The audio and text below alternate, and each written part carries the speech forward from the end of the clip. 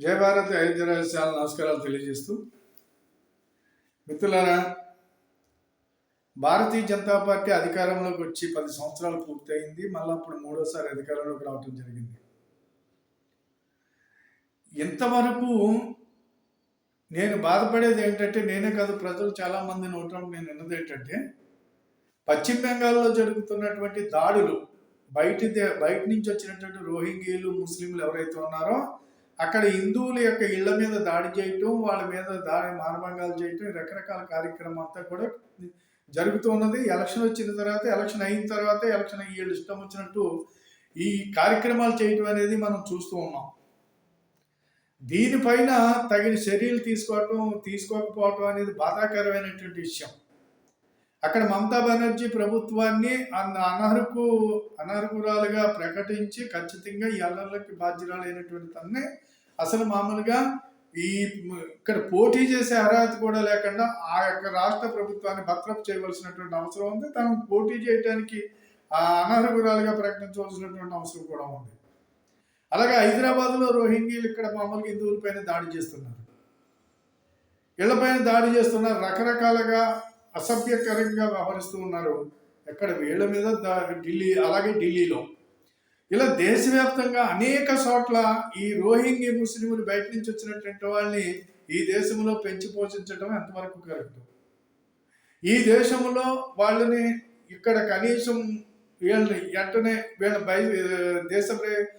దేశాన్ని నుంచి బయటికి పంపించవలసినటువంటి అవసరం ఉంది. దీనికి అనుకూలంగా ఎవరైతే ఈ కార్యక్రమాలు చేయిస్తున్నారో అటు మమతా బెనర్జీ కానీ, ఇటు కేజ్రీవాల్ కానీ, ఇటు హైదరాబాద్లో ఉన్న ఓవైసీ కానీ, వీళ్ళందరిపైన చర్యలు తీసుకోవాల్సినటువంటి అవసరం. ఈ రోహింగ్యీలు బయట నుంచి వచ్చినటువంటి వీళ్ళందరూ కూడా ఇక్కడ ఈ సమాజంలో చిచ్చుపెట్టి, ఇక్కడ హిందువులు అలాగే కేరళలోని ఇవన్నీ కూడా చూస్తూ ఉంటే హిందువుల యొక్క మనుగడకి ప్రమాదం ఏర్పడింది అనేది ఖచ్చితంగా కనపడుతుంది ఇక్కడ. అంతే కాబట్టి మెజారిటీ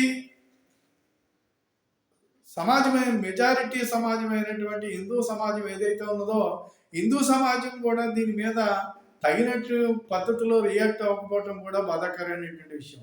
మనల్ని మనం ఉనికి కూలిపోయే పరిస్థితి, మనం రాబోయే రోజుల్లో మనం ఇబ్బందులు పడవలసినటువంటి పరిస్థితులు ఇక్కడ ఏర్పడుతున్నాయని సంగతి ముందుగా ఇక్కడ ఉన్నటువంటి హిందువులు ఆలోచన చేయకపోవటం కూడా చాలా బాధాకరమైనటువంటి విషయం. ఇలా చేయకుండా కనుక ఈ ప్రభుత్వాల్ని, ఎక్కడ ఉన్నటువంటి ఏ ప్రభుత్వం అయినప్పటికైనా సరే, ఏదైతే మామూలుగా ఇటువంటి వాళ్ళపైన యాక్షన్ తీసుకోకపోతే వెంటనే ఈ హిందూ సమాజం యావత్తు యాక్షన్ తీసుకోవాల్సిన అవసరం ఉంది. హిందూ సమాజం రియాక్ట్ అయ్యి ఇక్కడ ఉన్నటువంటి వీళ్ళందరినీ తదిలి కొట్టేవలసినటువంటి అవసరం ఉంది. కొట్టకపోతే ఈ దేశానికి పెను ప్రమాదం ఏర్పడుతుంది. ఇది గమనించట్లేదు. ఇది గమనించినటువంటి ఇక్కడ ఉన్న పాలకులు, ఇక్కడ ఉన్నటువంటి హిందూ సమాజం, పైగా సెక్యులర్ అంటే ఏంటి? సమానత్వం, సమభాతృత్వం ఉండాలి. అదేది ఇక్కడ లేదు. సెక్యులరిస్ట్ అనేవాడు ఆడదాకా వచ్చేటప్పుడు సెక్యులరిస్టు, మన దాకా వచ్చేటప్పటికి మతతత్వం. ఈ రకమైనటువంటి పద్ధతుల్లో హిందువుల్ని, ఈ దేశంలో ఉన్నటువంటి హిందూ సమాజం పైన అవకాశం దొరికినప్పుడు అలా దాడి చేయటం, హిందూ అమ్మాయిల్ని లవ్ జిహాద్ పేరు మీద అమ్మాయిలు మోసం చేయటం ఏదైతే ఉన్నదో ప్రతి ఒక్కడి మీద చర్య తీసుకోవాలి. ఆ కుటుంబాన్ని ఇక్కడి నుంచి దేశ బహిష్కరణ చేయాలి. లేదా ఎవరైతే ఈ హత్యలు చేయటం ఇలాంటి కార్యక్రమాలు చేశాడో 4 రోడ్లు కోడల్లోకి తీసుకొచ్చి వాడిని కాల్చి చంపేయాలి. ఇలాంటి కార్యక్రమాలు చేసి కఠినంగా లేకపోతే కనుక ఈ దేశం ఏదో ఒక అవినీతి పరులకి, ఈ దేశంలో అక్రమాలు చేయటానికి, ఈ దేశంలో ఎలా పడితే అలాగే డ్యాన్సులు కట్టడానికి ఇదేదో ఒక ప్లాట్ఫామ్ లాగా తయారైంది. అంతే కాబట్టి ఖచ్చితంగా ప్రతి ఒక్కరి పైన చర్య తీసుకోవాల్సినటువంటి అవసరం, కఠినంగా చర్య తీసుకోవాల్సినటువంటి అవసరం. బొచ్చగింపు రాజకీయాలు మానేసి కఠినంగా శిక్షలు ఉండాలి, కఠినంగా యాక్షన్ తీసుకోవాలి. ఇటీవల జరిగినటువంటి ఇప్పుడు చీరాల మండలంలో జరిగినటువంటి కార్యక్రమం, ఒక అమ్మాయి పైన అత్యాచారం చేసి చంపేసినటువంటి సంఘటన కూడా మనం చూసాం. అసలు ఆడవాళ్ళు జోలికి వెళ్తేనే భయం పుట్టేలాగా దడ పుట్టేటువంటి పరిస్థితికి ఇక్కడ పాలన రావాలి. అసలు ఈ రకమైనటువంటి పద్ధతుల్లో ఎవరైతే చేస్తున్నారో వాళ్ళని వెంటనే ఇమీడియట్గా ఎన్కౌంటర్ చేయాలి. వాళ్ళకి జైల్లో పెట్టి ఒక్కపూట భోజనం పెట్టినప్పటికైనా సరే ఆహ్, స ప్రజల సంపదని మీరు వృధా చేసినట్టే. అంతే కాబట్టి ఖచ్చితంగా వాళ్ళని ఎన్కౌంటర్ చేయాలి. వాళ్ళ కుటుంబం ఏదైతే ఉందో వాళ్ళ కుటుంబాన్ని ఆ గ్రామ బహిష్కరణ చేయాలి. ఎందుచేతంటే పిల్లల్ని పెంచడం ఆ రకంగా పెంచేటువంటి వాళ్ళ తల్లిదండ్రులు ఎవరైతే ఉన్నారో వాళ్ళ పిల్లలకి వాళ్ళు తగినటువంటి పద్ధతిలో వాళ్ళు భయభక్తులు లేకుండా వ్యవహరించే సమాజం మీద కుదిరేయటం అనేది వాళ్ళు చేసిన నేరం కాబట్టి ఇటువంటి వాళ్ళందరి మీద కఠినమైనటువంటి చర్యలు తీసుకోవాల్సినటువంటి అవసరం రాష్ట్ర ప్రభుత్వాలకి కేంద్ర ప్రభుత్వాలకు కూడా ఉంది. ఖచ్చితంగా ఇక్కడ ఉన్నటువంటి లేదు చట్టాలు మీకు అంత అనుకూలమైన చట్టాలు లేకపోతే చట్టాలు చేయవలసినటువంటి అవసరం ఉంది. అంతే తప్పించి ప్రజల్లోకి వచ్చి వాళ్ళని కాపాడుతాం వీళ్ళని కాపాడుతాం అని చెప్పి ఎక్కడికక్కడ లెచ్చర్లు ఇవ్వటం కాదు. కఠినంగా ఉండాలి పాలన.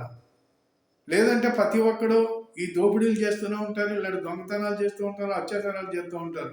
అది కాబట్టి వీళ్ళందరిపైన తగు చర్యలు తీసుకోవడానికి ప్రభుత్వాలు చాలా కఠినంగా వ్యవహరిస్తాయని వాటికి సంబంధించి చట్టాలు చేస్తారని చెప్పేసి నేను ఈ సందర్భంగా సూచిస్తూ ఇలాంటి వాళ్ళందరినీ కూడా ఈ ఈ దేశంలో ఉన్న రోహింగ్యల్ని వీళ్ళందరినీ కూడా దేశాన్ని నుంచి బహిష్కరించాలి. దేశం నుంచి తబిరాలి.